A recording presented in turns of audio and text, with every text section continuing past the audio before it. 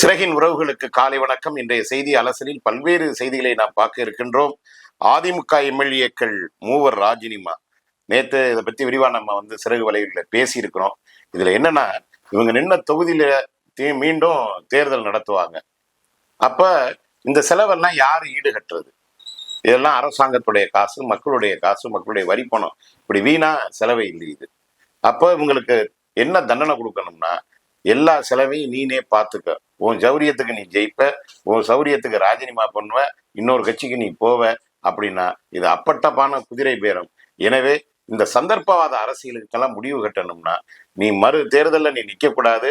அப்படியே நின்னாலும் நீ இந்த செலவுக்குரிய காசை பூரா நீ கொடுத்துடணும் அப்படின்னு சொன்னாதான் இது சரிப்பட்டு வரும்னு மக்கள் பேசிக்கிறாங்க. இந்த நிலையில விவசாயிகளுக்கு 50,000 வரை பயிர்க்கடன் தள்ளுபடி முதல்வர் விஜய் உத்தரவு. 14 லட்சம் பேர் பயன்பெறுவார்னு போட்டிருக்காங்க. ஆனா இன்னொரு செய்தியையும் நறுக்குன்னு தலையில குட்டு வச்சது மாதிரி சொல்லியிருக்கிறாங்க. தேர்தல் வாக்குறுதியில நீ என்னப்பா சொன்ன? 2,500 ரூபாய் பணம் தர்றேன்ன, அது தரல. 6 சிலிண்டர் தர்றேன்ன, அது தரல. 200 யூனிட் மின்சாரம் இலவசம் அப்படின்னு சொன்னேன், எல்லாருக்கும் இலவசம் அப்படின்னு. இப்ப பார்த்தா முதல் 2 மாதம் நான் சொல்றேன். அதை தாண்டி எங்க பார்த்தாலும் மின் விட்டு மின் குத்து அப்படின்னு போய்கிட்டே இருக்கு. இல்லாத கரண்ட்டுக்கு நாங்க எதுக்கடா காசு கொடுக்கணும் அப்படின்னு கோவப்படுறாங்க மக்கள். அதே சமயத்துல இவர் என்ன பண்ணிருக்கிறாருன்னா, 5 ஏக்கருக்கு மேல வச்சிருந்த எல்லாருக்கும் பயிர்க்கடன் தள்ளுபடி செய்யும்னு சொல்லிட்டு இப்ப 5 ஏக்கர் உள்ளவங்களுக்கு மட்டும்தான் நாங்க பயிர்க்கடன் தள்ளுபடி பண்ணுவோம், 50% பண்ணுவோம் அப்படி இப்படின்னு சொல்லி கொலப்படி பண்ணி ஏமாத்துறது மாதிரி நீங்க பண்றீங்க அப்படின்னு இதுல ஒரு குட்டியிருக்காங்க முதல்வர் தலையில. அதே போல 4வது முறையா பெட்ரோல் டீசல் உயர்வு. என்றைக்கு ஈரான் பகுதியில ஹார்முஸ் ஜலசந்தி வழியாக எல்லா எரிபொருள் போக்குவரத்து கப்பலும் அங்கே அனுமதிக்கப்படுதோ அப்பதான் இதுக்கு தீர்வு கிடைக்கும். அதுவரை மத்திய மாநில அரசுகள் தான் என்ன பண்ணணும்னா, அந்த பெட்ரோலுக்கும் டீசலுக்கும் போற வரியை குறைச்சு மக்கள் துன்பப்படாத அளவிற்கு கொடுக்கணும் அப்படிங்கிறது மக்களுடைய பேச்சாக இருக்கின்றது. ஆனால் இவருங்க யாருக்கு சாதகமா இருக்காங்கன்னா, பெட்ரோல், அது கச்சா எண்ணெய் சுத்திகரிப்பு பண்றான் பார்த்தீங்களா பெரிய பெரிய முதலாளிகள், அந்த நிறுவனங்களுக்குத்தான் ஆதரவா அரசாங்கம் பேசுறதே தவிர மக்கள் எல்லாம் இப்படி கஷ்டப்படுறாங்களே, அடிப்படை பொருள்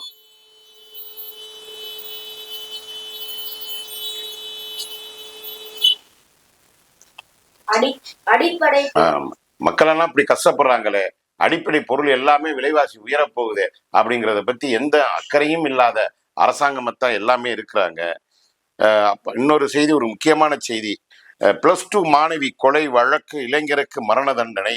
மூதாட்டி கொலை வழக்கில் ஆயுள் தண்டனை பெற்றவர் இந்த திருடன் தான். ஏற்கனவே ஒரு வயது முதிர்ந்த ஒரு அம்மாவை பாலியல் பலாத்காரம் செஞ்சு கொலை பண்ணதை விட அதுக்கு அப்புறமும் +2 மாணவியையும் பாலியல் வன்புணர்ச்சி செய்து கொலை பண்ணியிருக்கிறான். இந்த மாதிரி திருட்டு நாய்களை நிக்க வச்சு நடு ரோட்ல மக்கள் மத்தியில சுட்டு கொல்லணும் அப்படிங்கிறது தான் மக்களுடைய எதிர்பார்ப்பா இருக்கின்றது. ஆனா நீதிமன்றம் தீவிரமா ஒரு 76 நாளுக்குள்ள விசாரணை செய்து தண்டனையை உறுதி செய்திருக்கின்றது. இதை எல்லாரும் வரவேற்கிறாங்க.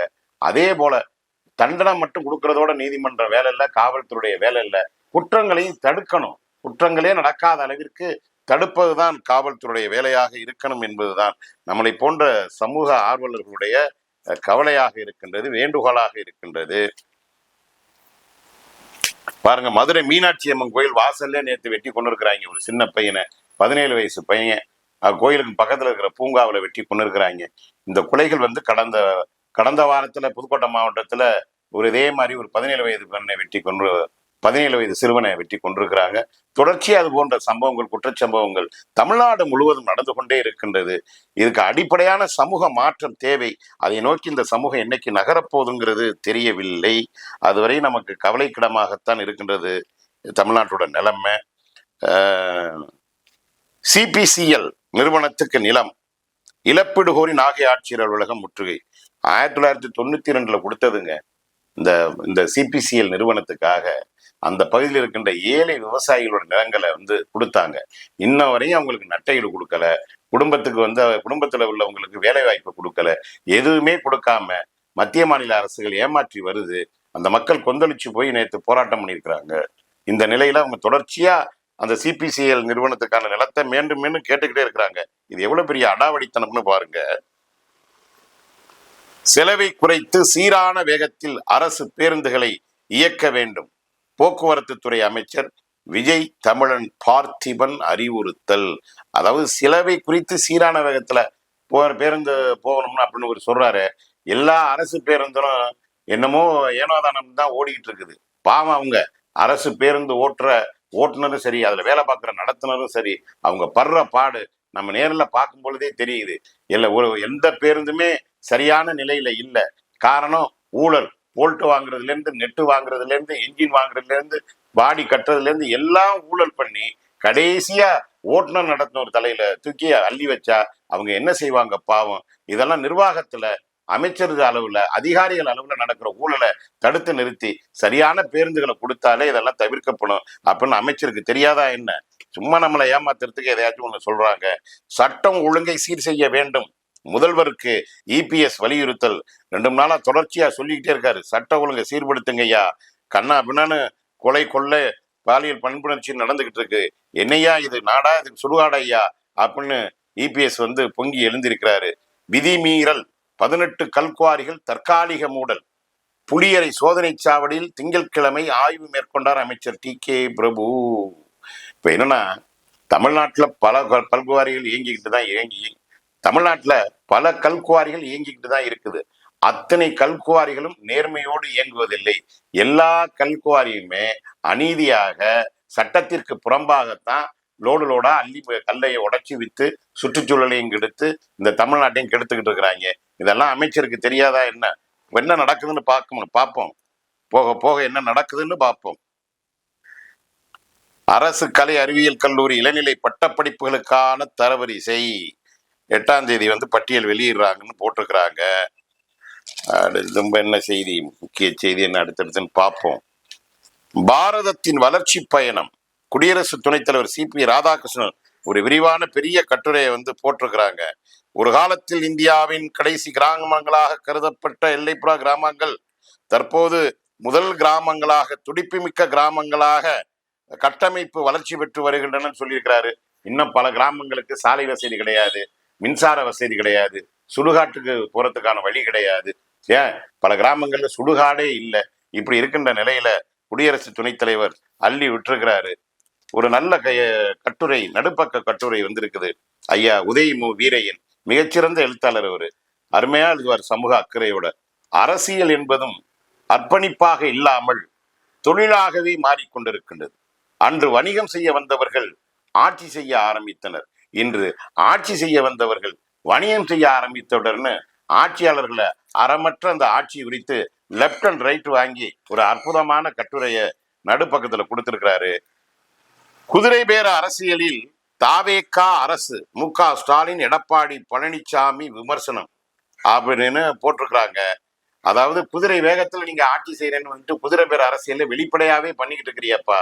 அதிமுகவில இருந்து ஒவ்வொரு விக்கெட்டா தூக்கிக்கிட்டு இருக்கிறியப்பா.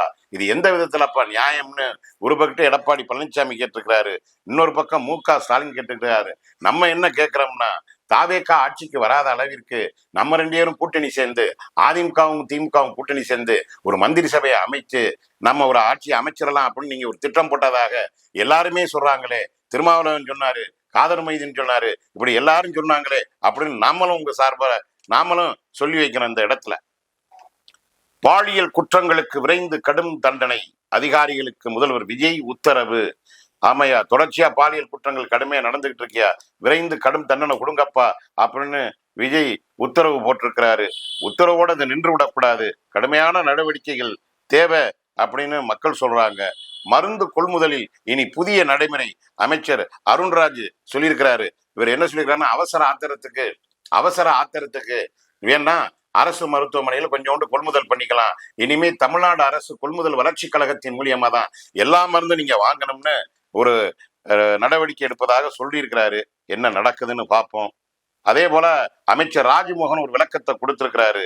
இனி பணம் பரிந்துரைகள் செல்லாது அப்படின்னா, ஆசிரியர் வேலைக்கு, அரசு பள்ளி கல்வித்துறை வேலையில ஏதாச்சும் வேலைன்னா பணத்தை கொடுத்துறாதீங்க, லஞ்சம் கொடுக்காதீங்க, ஏமாந்துடாதீங்க அப்படின்னு சொல்றாரு. இது எந்த அளவுக்கு சாத்தியம், எந்த அளவுக்கு உண்மை, இது எப்படியெல்லாம் ஒரு சரி பண்ண போறாங்கன்னு தெரியல. ஊழலற்ற ஆட்சியை தரன்னு சொல்லிட்டு ஊழல்வாதிகளோட கூட்டணி சேர்ந்துக்கிட்டு ஒன்று ஒன்றா சொல்லிட்டு இருக்காங்க. யார் நமக்கு நம்ப முடியல எதையுமே. இந்த நிலையில ராகுல் காந்தி வந்து பிரதமர் மோடியை கடுமையா ஒரு போடு போட்டிருக்கிறாரு. பணவீக்க மனிதர் அப்படின்னு. யார? நரேந்திர மோடியை. நாடே பொருளாதாரத்துல தள்ளாடி கொண்டு இருக்குதப்பா, விலைவாசி உயர்ந்து போச்சுப்பா, ஒரு வாரத்துல 10 தடவை பெட்ரோல் டீசல் விலை உயர்ந்துருச்சுப்பா, இப்படி எல்லாமே உயர்ந்துகிட்டு இருக்குப்பா, இப்படி நான் மக்களை தத்தளிச்சு நிக்கிறாங்க. அதனால் நீ பணவீக்க முதல்வர் அப்படின்னு, வளர்ச்சியின் முதல்வர் அல்ல, பணவீக்க முதல்வர் அப்படின்னு கடுமையா ஒரு வார்த்தையை போட்டிருக்கிறாரு. அமெரிக்காவில் இந்தியர்களுக்கு எதிராக இனவெறுப்பு இல்லை, மார்க்கோ ரூபியோ சொல்லியிருக்கிறாரு. அப்படி அதாவது அமெரிக்காவுடைய வெளியுறவுத்துறை அமைச்சர் இந்தியாவுக்கு வந்திருக்காரு. அவர் அவங்க மனைவியோட சேர்ந்து ஒரு போட்டோவை போட்டு இப்படி சொல்லியிருக்கிறாரு. இனவெறுப்பு இல்லைன்னா அப்ப அங்க இனவெறுப்பு இருக்குன்னு அர்த்தம் அப்படின்னு நம்மளால புரிந்து கொள்ள முடிகின்றது. நீட் வினாத்தாள் கசிவு, என்டிஏ பாடம் கற்காதது வருத்தம் அளிக்கின்றதுன்னு உச்ச நீதிமன்றம் சொல்லியிருக்கின்றது. ஐயா உச்ச நீதிமன்ற நீதிபதிகளே, இந்த நீட் தேர்வே ஒழிச்சு கட்டுங்க ஐயா, அப்பதான் ஐயா அதுக்கு தீர்வு கிடைக்கும். எதுக்கு ஏன் அந்த தேவையில்லாத ஒண்ணு.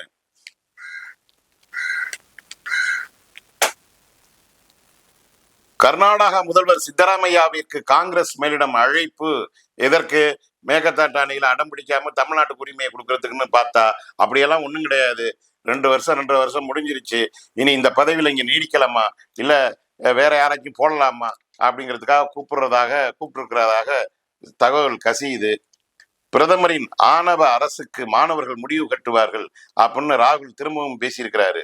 ஆமையா, ஆணவம் பிடிச்சு அலையிறையா, நீ இப்படி எல்லாம் வந்து மண்டக்கணம் பிடிச்சு அலையிறதுக்கு தக்க பாடம் மாணவர்கள் உனக்கு கொடுப்பார்கள் என்று சொல்லியிருக்காங்க. நீட் மறுதேர்வு, வெப்ப அலையை சமாளிக்க மாநிலங்களின் ஒத்துழைப்பு அவசியம். மத்திய கல்வி அமைச்சர் அவையா தர்மேந்திர பிரதான் அப்படியே சொல்லியிருக்கிறாரு. நீட் மறுதேர்வுன்னு உங்களை எல்லாம் மறுபரிசீலனை பண்ணாமல் இந்த நாட்டில் நீங்க இருக்கிறதா இல்ல வெளிநாட்டுக்கு துரத்தி அடிக்கிறதான்னு நாங்க மறுபரிசீலனை பண்ணாம இதுக்கெல்லாம் தீர்வு கிடைக்காதுன்னு மக்கள் பேசிக்கிறாங்க.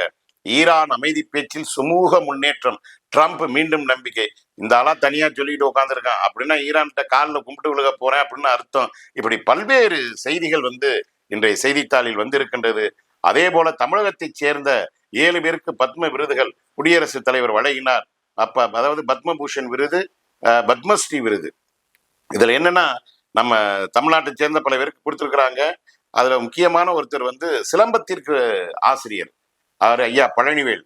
யாருன்னா பாண்டிச்சேரிக்கார், பூர்ணாங்குப்பத்தில் இருக்கிறாரு. மிகச்சிறந்த ஆசன், சிலம்ப ஆசன். சிலம்பம் மட்டும் இல்ல, தமிழருடைய மரபார்ந்த வீர விளையாட்டுகளை முறையா சொல்லி கொடுக்குறாரு. உலகம் முழுக்க போய் கூட சொல்லி கொடுக்குறாரு. ஒரு நல்ல, உண்மையில ஒரு நல்ல ஆசனுக்கு தான் அந்த விருது போய் சேர்ந்து இருக்கின்றது. அந்த வகையில் சிறகு நம்ம இப்ப பாராட்டுது, அவருக்கு வாழ்த்தை தெரிவிக்கின்றது. விருது கொடுத்த குடியரசுத் தலைவருக்கும் நம்ம பாராட்ட தெரிவிக்கணும். தமிழ் ஓதுவாருக்கும் இந்த ஒரு பத்மஸ்ரீ விருது கொடுத்திருக்கிறாங்க. இப்படி பல்வேறு செய்திகளோட ஒரு செய்தி, முக்கியமான செய்தி. மேகதாட்டு அணை விவகாரம் சட்ட நடவடிக்கைகளை விரைவுபடுத்த முதல்வர் விஜய் உத்தரவு. ஐயா, சட்ட நடவடிக்கை இருக்கட்டும், அந்த சட்டத்தை அவன் என்னைக்குமே மதிச்சதில்ல. கர்நாடக அரசு நடுவர் மன்ற தீர்ப்பை மதிச்சதில்ல, உச்ச நீதிமன்ற தீர்ப்பை மதிச்சதில்ல, தமிழ்நாட்டு உரிமைகளை மதிச்சதில்ல, தமிழ்நாட்டு உணர்வுகளை மதித்ததில்ல. அவன் தமிழர்களை வந்து இனப்பகை கொண்ட பகைவனாகத்தான் நம்மளை வந்து பார்க்கறான். எனவே இது சட்ட ரீதியான நடவடிக்கை மட்டும் இல்ல. நீங்க முதல்வராக பதவியேற்ற பொழுது உங்க அணுக்கமான நண்பர் காங்கிரஸ் கட்சியின் தலைவர் ராகுல் காந்தியை நேரில் வந்தாரு. அந்த காங்கிரஸ் கட்சியை சார்ந்த 5 எம்எல்ஏ உங்களுக்கு வந்து ஆதரவு கொடுத்திருக்காங்க. அதுல 2 பேருக்கு நீங்க வந்து அமைச்சர் பதவி கொடுத்திருக்கிறீங்க. எனவே நீங்க நேரடியா ராகுல் காந்தி கிட்ட போய், கர்நாடகாவில் ஆண்டு கொண்டிருக்கிறது உங்களுடைய காங்கிரஸ் கட்சி, தமிழ்நாட்டு உணர்வுகளை புரிந்து கொண்டு 59 வருஷத்துக்கு அப்புறம் தமிழ்நாட்டுல மந்திரி சபையில நீங்க இடம்பெற்றிருக்கிறீங்க, இந்த வாய்ப்பை நான் தந்திருக்கேன். எனவே தமிழ்நாட்டு மக்களுடைய உணர்வை புரிந்து கொண்டு மேகதாட்டுல காவிரி ஆற்றின் குறுக்க அணையை கட்டக்கூடாது அப்படின்னு நீங்க போய் நேரடியாக ராகுலையும் பார்த்து, அங்க டி.கே. சிவகுமாரையும் பார்த்து, சித்தராமையாவையும் பார்த்து ஒரு முடிவு கட்டணும். புகைப்பட கலைஞர்கள் உட்பட 461 பணியிடங்கள் டிஎன்பிசி மூலியமாக இந்த பணியிடங்கள் நிரப்பப்படுகின்றது. 56 வருஷத்துக்கு பிறகு இதை செய்யறாங்க. ஏன்னா இதுவரை புகைப்பட கலைஞர்கள், அரசு துறை புகைப்பட கலைஞர்கள் யார் போடுவாங்கன்னா ஆளுங்கட்சி தான் போடும். ஆனா இந்த முறை தாவேக்கா வந்து பொறுப்பேற்ற பிறகு ஒரு நல்ல ஒரு முயற்சி நம்ம உண்மையில வரவேற்கணும். யார் ஆட்சிக்கு வந்தாலும் நல்லது செஞ்சா அதை நம்ம பாராட்டணும். 56 வருஷத்துக்கு பிறகு 461 பணியிடங்களுக்கு புகைப்பட கலைஞர்களுக்கு டிஎன்பிசி மூலியமாக விண்ணப்பம் வச்சு தேர்வு பண்றதாக போட்டிருக்கிறாங்க. இப்படி பல செய்திகள் செய்தித்தாளில், இன்றைய செய்தித்தாளில் வந்திருக்கின்றது. அதைத்தான் நம்ம பார்த்தோம். அடுத்த செய்தி அலசலில் உங்களோடு உரையாடுவதை உங்களிடமிருந்து விடைபெறுவது ஜெயசீலன். நன்றி, வணக்கம்.